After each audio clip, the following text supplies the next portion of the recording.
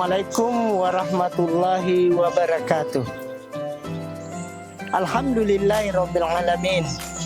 Wa bihi nasta'in ala umuri dunya waddin. Asyhadu an la ilaha illallah wahdahu la syarikalah. Wa asyhadu anna Muhammadan abduhu wa rasuluh la nabiyya ba'da. Sebagai hamba Allah, bersyukur adalah merupakan kewajiban kita kepadanya, di mana Allah memberikan segala nikmatnya kepada kita, mulai dari nikmat iman, nikmat sehat, nikmat umur panjang, nikmat waktu. Yang paling penting diantara ini adalah nikmat iman, karena iman ini selain membahagiakan di dunia dan juga nanti menjadi pegangan kita di akhiratnya Allah Subhanahu wa taala. Iman ini pula lah, semakin kita perbanyak nilai iman itu, maka semakin tenang hati kita. Allah Subhanahu wa taala katakan, "Ala bizikrillahi tatmainnul qulub." Dengan banyak mengingatku, hatimu jadi tenang. Olehnya itu hadirin yang dirahmati Allah Subhanahu wa taala, mari kita memperbanyak, terkhusus di awal bulan Ramadan ini, di hari ketiga Ramadan ini, kita jadikan momen bulan Ramadan untuk menancapkan iman-iman kita menuju kehadirat Allah Subhanahu wa taala. Karena tiada lain, sehatnya kita, umur panjangnya kita, kemudian waktu kita tidak ditanya nanti di akhiratnya Allah Subhanahu wa taala, bagaimana sehatmu, bagaimana umur panjangmu, tetapi yang ditanya iman kita kepada Allah. Karena kenapa? Salah satu contoh saja, yang mula-mula Allah periksa, kata Rasul, ketika nanti di akhirat, ketika di dalam kubur, adalah sholat. Jika sholatnya diterima, maka seluruh amal ibadah yang lain pun diterima.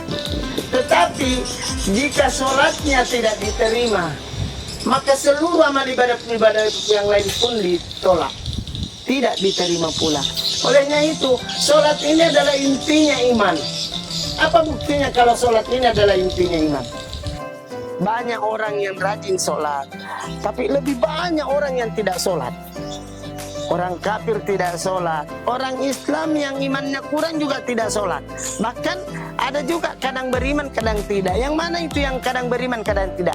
Yang sholatnya bolong-bolong. Olehnya itu, untuk menentukan iman kita ini menjadi baik adalah ukuran sholatnya. Semakin banyak dia sholat, 5 waktunya terjaga dengan baik, kemudian dia pun menjaga sholat sunnah rawatib, dia sholat duha, dia sholat tahajud, itu pun akan menjadi ukuran bahwa iman itu sendiri. Olehnya itu hadirin yang dirahmati Allah Subhanahu wa taala, terkhusus anak didik saya yang ada di SMP Negeri 9 Bontang, sholat inilah yang menjadi pegangan kita. Mari kita pertaruhkan nanti, ketika nanti ditanya oleh Munkar Nakir, man rabbuka, kita bisa menjawab dengan baik. Karena kenapa? Mulut terkunci. Yang bersaksi nanti ketika ditanya man rabbuka, malaikat itu kita mau berkata Allah Tuhan saya.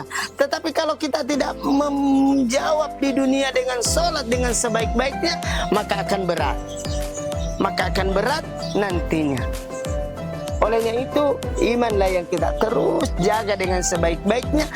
Standar iman itu bisa nanti terjaga dengan baik adalah sholat 5 waktu. Karena Rasulullah Sallallahu Alaihi Wasallam katakan, selemah-lemah iman, imannya paling lemah sudah, selemah-lemah iman cukup menjaga 5 waktunya. 5 waktu saja, itu sudah lemah iman. Tidak ada sholat sunnah, tidak ada yang lain. Sholat 5 waktu yang terjaga, itu sudah yang paling lemah iman. Tapi kalau sudah sholatnya bolong, sudah tidak ada iman. Karena kenapa? Hadirin yang dirahmati Allah Subhanahu wa taala, ini baru terang. Begitupun kepada Rasulullah Sallallahu Alaihi Wasallam.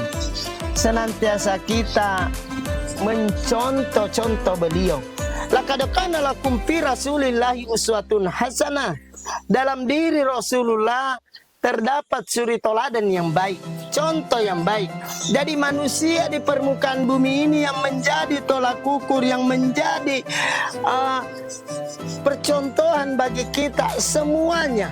Entah itu orang Islam, entah itu orang kafir, harus mencontoh Rasulullah Sallallahu Alaihi Wasallam untuk bisa aman nanti di akhiratnya Allah Subhanahu Wa Taala. Mencontoh bagaimana kehidupan Rasulullah, mencontoh bagaimana makannya Rasulullah, minumnya Rasulullah, semua serba dicontoh. Kita akan aman nantinya di akhiratnya Allah Subhanahu Wa Taala. Itu meneladaninya, mencontoh-contoh beliau. Kemudian man ahya sunnati faqad ahabbani, man ahabbani kana ma'i fil jannah. Barang siapa menghidupkan sunnahku, berarti ia cinta padaku. Siapa yang cinta padaku, maka bersamaku di dalam surganya Allah Subhanahu Wa Taala.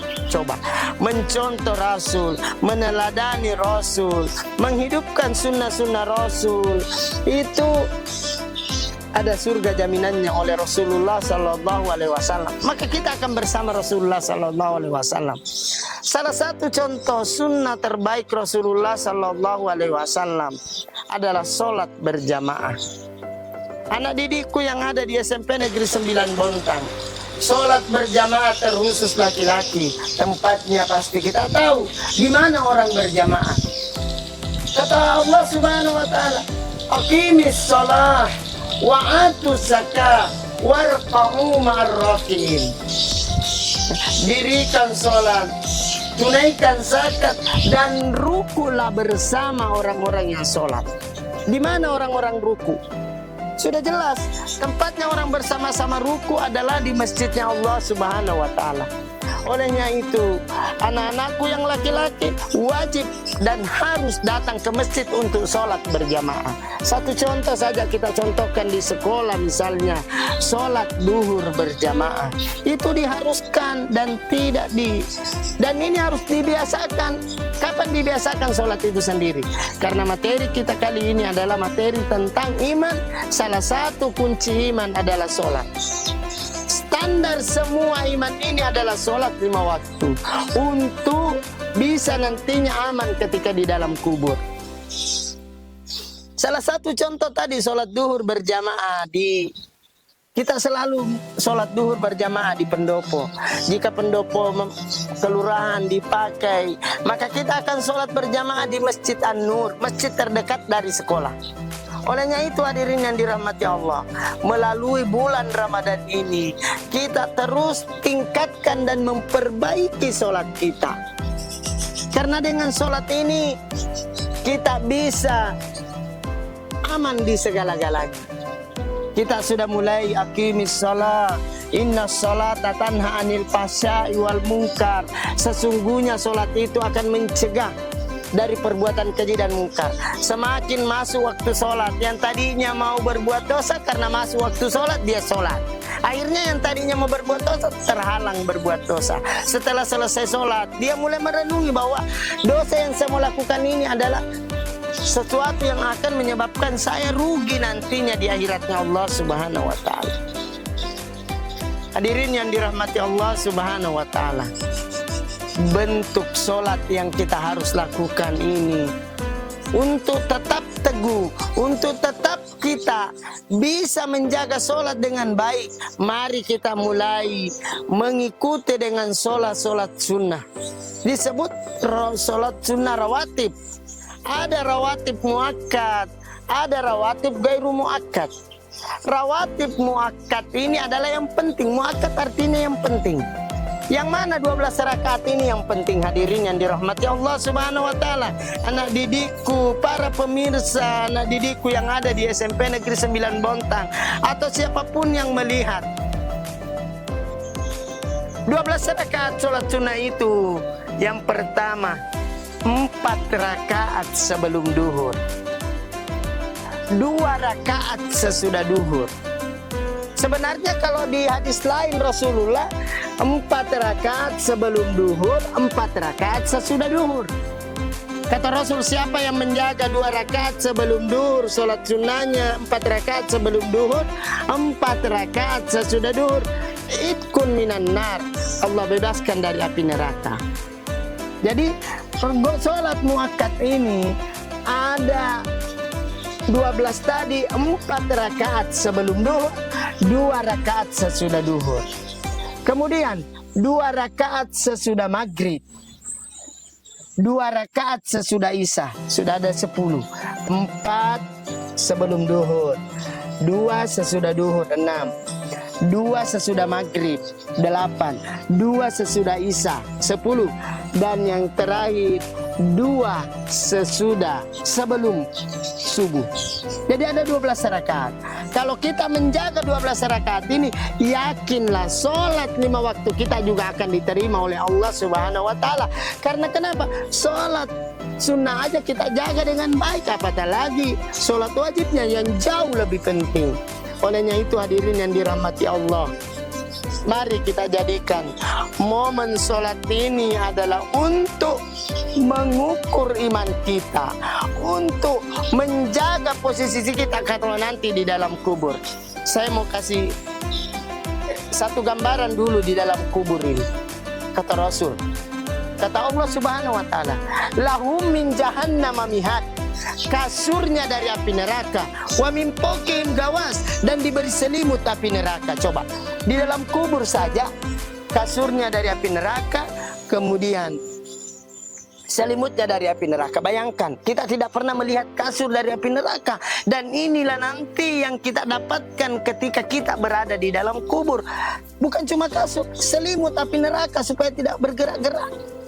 Bayangkan hadirin yang dirahmati Allah, anak didikku sekalian, mari kita menjaga sholat 5 waktu ini. Karena sholat 5 waktu inilah yang buat kita aman nanti di dalam kubur. Tidak ada pertolongan, tidak ada bantuan, sendiri, ada belatung.